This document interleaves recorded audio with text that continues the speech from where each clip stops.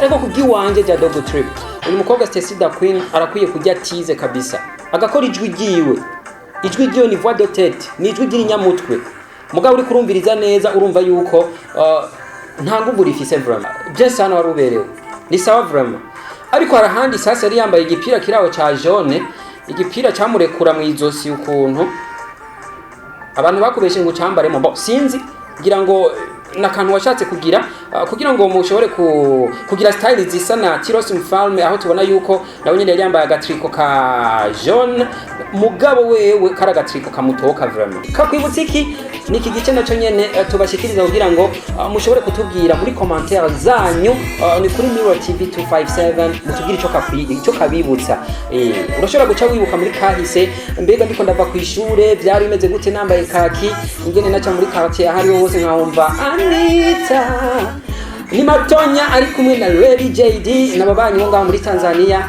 Iyi ndirimbo iramaze imyaka 10 irenga gatoyi ikwibutse ko inshuti mugenzi umviriza Mungu ondoke nitara nakosa mimi ukumbuke tuliisha na yamini ama mimi na wewe Aisha milele mpaka nafukiwa chini. Ni indirimbo Anita rero yabice biracika muri ico gihe giheze nibaza inshuti mugenzi yuko kakwibutsa byinshi.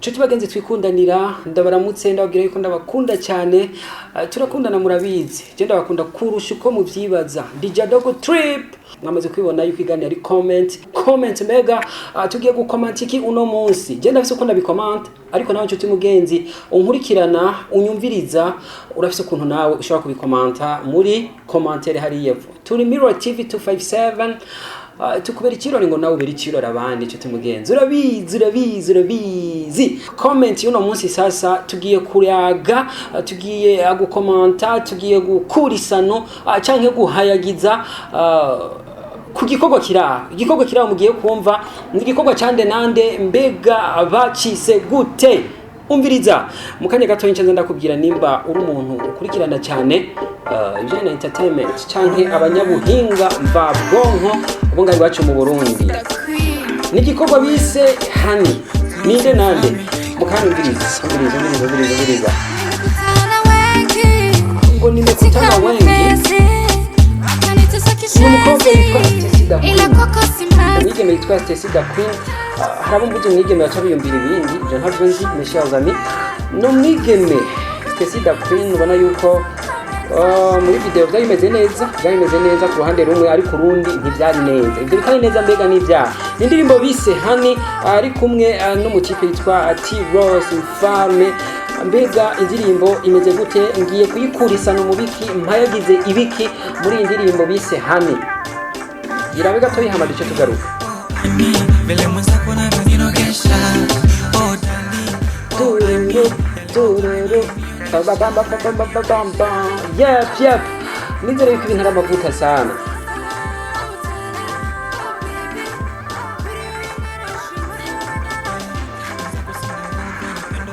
kuri iyi ndirimbo Hani ya Tiros Mfalme ari kumwe na Stacy Da Queen ivyo ngiye gukomanta nibi mbega mpere ku bimeze gute reka naragimante neza reka mpere ku bimeze nabi ndaza guhereza ku bimeze neza cyane yep indirimbo Hani ni indirimbo imeze neza ni indirimbo banditse neza indirimbo ifite melody nziza uyu mukobwa Stacy Da Queen ngira mpere ku byo yitwayemo nabi icyambere na mbere muri iyi clip video reka tureke kusimbira kuri clip video reka gende gatoyi muri audio uyu mukobwa arazwi nk'umuntu akunda gutanga utuganiro tw'ibintu bitwenza cyangwa no vuga ngo bamwe bita ngo n'ubusutwa hari ibiganiro acisha ku ma TV online no vuga yuko benshi babikritika uko canke kuriya baba ariko barabwira ukuri abantu bakuze mugabo hariho abantu baba bimiliyongira ngo kubiraba ku majambo bakoresha yes ivyo muri muziko ariko kandi turamuzi no mu muziki umukobwa Stacy Da Queen mbega yoba abereye kuririmba koko uri kuraraba iri jwi ry'uno mukobwa umviriza Stacy Da Queen arakoroka muri verse y'ukumva yuko ijwi ryiwe kabisa nta qualifise araduga nimekutana wengi aririmba akavoix de tête wumva neza yuko nta nguvu agashiramo jewe rero ico nomubwira nka Jadogo Trip, ariko nawe urafise ico ushobora kumuhanura Stacy Da Queen muri commentaire kuri YouTube channel yacu ya Mirror TV 257. urafise nawe ico umuhanura muri commentaire, na cyane cyane kuri ikiganiro comments, nawe urafise ko wobikomanta ukabivuga. Ariko kubwiwanje Jadogo Trip, uyu mukobwa Stacy Da Queen arakwiye kujya tize kabisa, agakora ijwi ryiwe. Ijwi ryiwe ni voix de tête, ni ijwi ry'inyamutwe.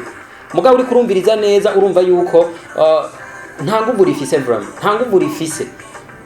Indirimbo yitwa Honey, urashobora kuyumviriza neza ukumva neza yuko akajwi kiwe kari trop légère, akavwa kari trop légère, umva kararemurutse kabisa, nta nguvu. Stacy Da Queen ico no guhanura no kugenda ukajya tize kabisa, biraboneka ko ukunda umuziki kandi uri courageuse. Bravo pour cela, bravo kabisa. Mugabo ijwi ryiwawe genda urikore rigire poids.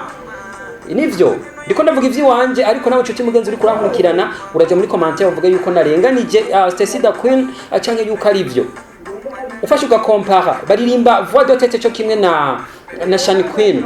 Mugabo Shani Queen afise ijwi novuga yuko riri lourd, novuga yuko riruzuye vraiment, rifise poids. Uri kuravyumviriza Stacy Da Queen akajwi kiwawe kabisa, nta nguvu kagira, ryamatize kugira ngo uzode ibintu bimeze neza cyane. Hama ngiye kuri video Stacy Da Queen nyene, hari ahantu ma image menshi tubona yari yambaye still aka single indani aka noir n'ibintu by'ama jeans, akajipo k'amajia ka jeans n'akantu zey ka jeans, agakoti novuga gaciye amaboko ka jeans. Bien sana waruberewe, ni sawa vraiment.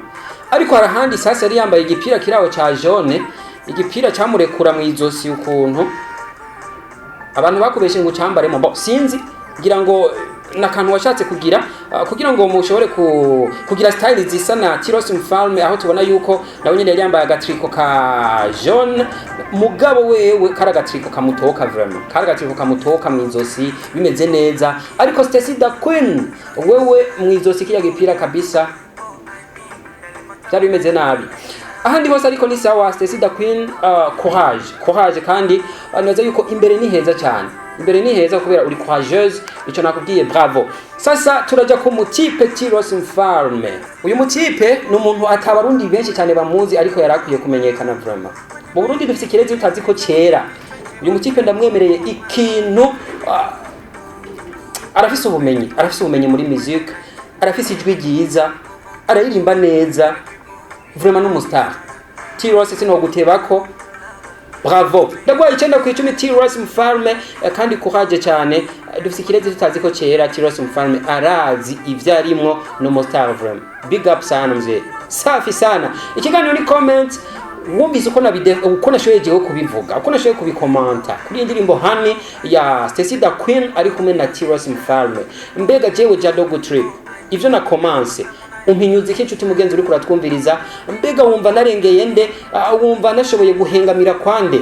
Yes, ja muri commentaire ni Mirror TV 257 uheze tubwire kuri indirimbo Honey ari ya Stacy Da Queen ari kumwe na Tiros Mfalme. Yep, turava mu gice comment atwinjira kandi mu gice cya kabiri muzi yuko ari gice kibabwirana cyane kikabasubiza muri kahise. Umuntu wese akumva ati mbega jewe muri kahise kanyibutsiki, aka kantu kanyibutsiki. Ariko icyo nakwibutsa nshuti mugenzi, ntuze kwame wishiramo yuko muri kakwibutsiki uzokwa muri kurumva cyaki za ndirimbo z'abarundi gusa. No, si z'abarundi gusa. Comment rero kigarukiye ngaha, ariko urashobora nawe kugenda ugakoma tukatubwira uti Jadogo Trip warengeye naka, ariko wapendereye naka, mbega wabigize gute? Ndasubiye mu ndabikubwiye, hari gushobora kuba wizeye umustar. Mes chers amis, so muririmvyi gusa, abastar ni benshi, abakinyi b'amareresi, abajoueur, abantu bakora ibintu bitandukanye batuma babarurangiranwa, abo bose n'abastar. Hari gere ushobora kuba uri umufan w'umuntu, hari umushaka ko muri abafanzi b'umuntu mwaramwizeye yuko ari umuntu atadekona ariko agakora ikintu kabisa ukumva yuko kimara amaji. Ico nico tuvuga ko cyane cyane kugira ngo yiyumve yuko twamukurikiranye. Nimba ndi ngandi mu presenter, nimba ndi ngandi umumenyesha makuru, ariko menya yuko no muri production sindi kibamba. Nico gituma ndakubwiye ushobora kwanaliza neza ukumva yuko ico nashatse kuvuga ngira ngo nwanda gifitiye mu bumenyi nabukeye imeshe yazami. Ndabakunda cyane, comment kigarukiye ngaha mukanya twinjira mu gice kakwibutsiki inshuti mugenzi mbega warihe. Kakwibutsiki rero sizo ngaha mu Burundi gusa, asikara hanyuze ko mu Burundi gusa. Turajya ngira ngo no hakujya y'igihugu gatoyi hari indirimbo nyinshi cyane zubatse amateka za East Africa, Tanzania, Kenya, Rwanda, Uganda n'ahandi zarubatse amateka cyane muri iki gihugu. Narakubwiye yuko kakwibutsiki sinzigera njya inyuma, novuga yuko indirimbo idafise n'imyaka 10. Indirimbo yose nzokumvisha cyangwa nzokwereka muri kakwibutsiki aho ikwibutsa kahise, aho wari urukiri umwana cyangwa ukiri umuyabaga cyangwa ukiri umusore cyangwa ukiri inkumi, ushobora guca wibuka byinshi. Ni indirimbo rero itegezwa kuba imaze imyaka 10 n'iyirenga. Mukanya kakwibutsiki.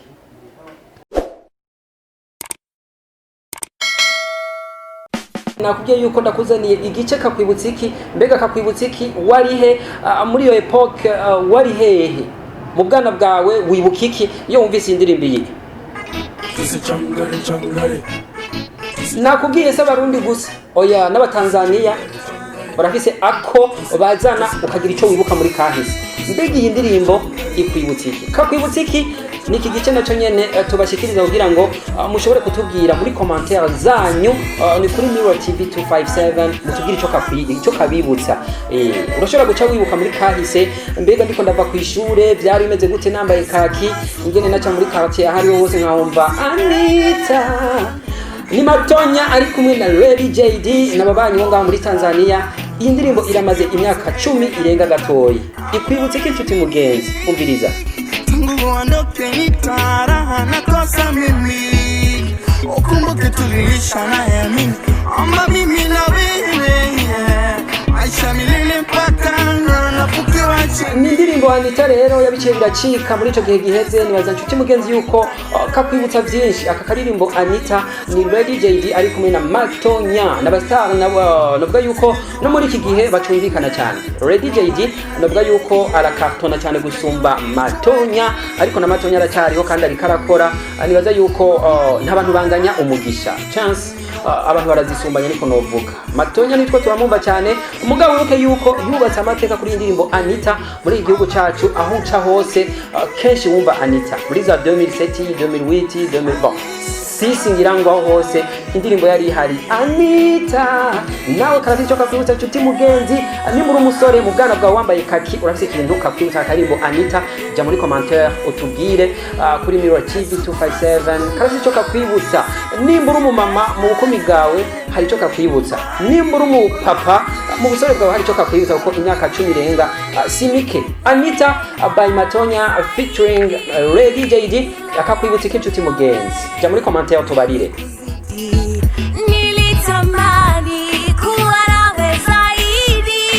Ikiganiro cyacu comment, igice cya mbere ni comment, igice cya kabiri kakwibutsa iki. Ndibaza inshuti bazanzi yuko ntimwabuze icyo kabibutsa.